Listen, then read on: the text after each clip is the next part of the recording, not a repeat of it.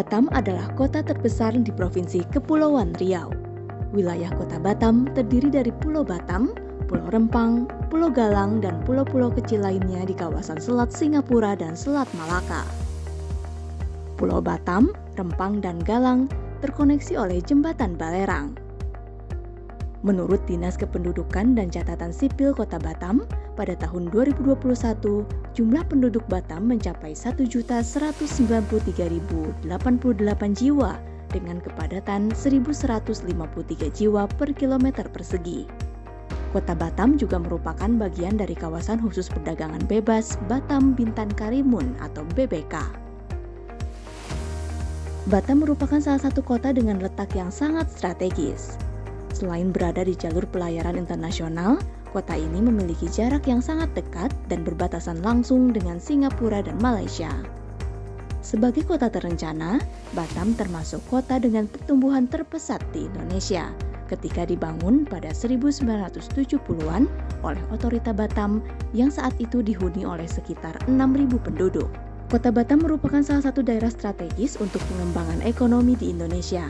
Bahkan pada tahun 2022, pertumbuhan ekonomi di Batam mencapai 6,84%, lebih tinggi dari pertumbuhan nasional yang sebesar 5,31%. Pertumbuhan ekonomi ini didukung pula dengan potensi ekonomi masyarakat di Kota Batam yang juga besar, dengan jumlah pelaku UMKM sebanyak 75.064 orang di tahun 2023.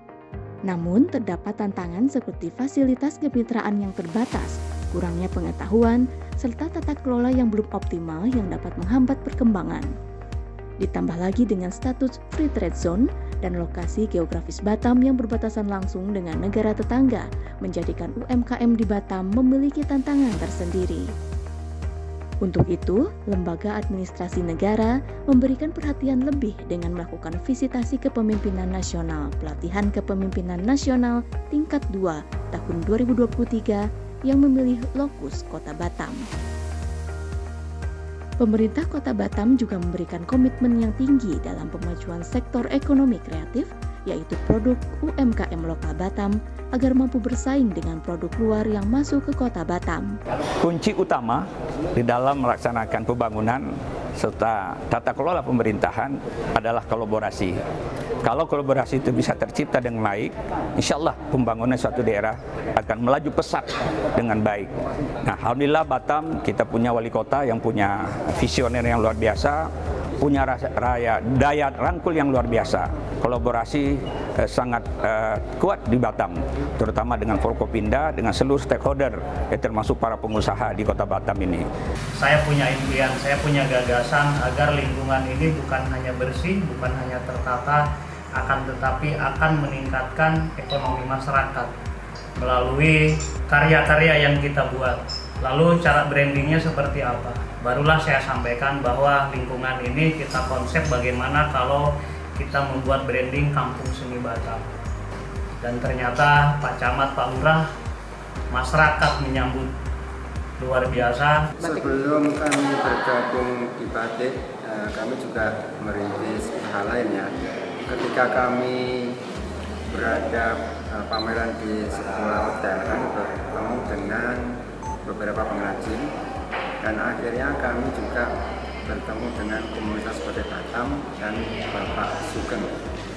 Setelah kami bertemu, kami cukup intens berbincang-bincang soal batik, dan akhirnya kami bergabung menjadi binaan Dekranasda sejak tahun 2020.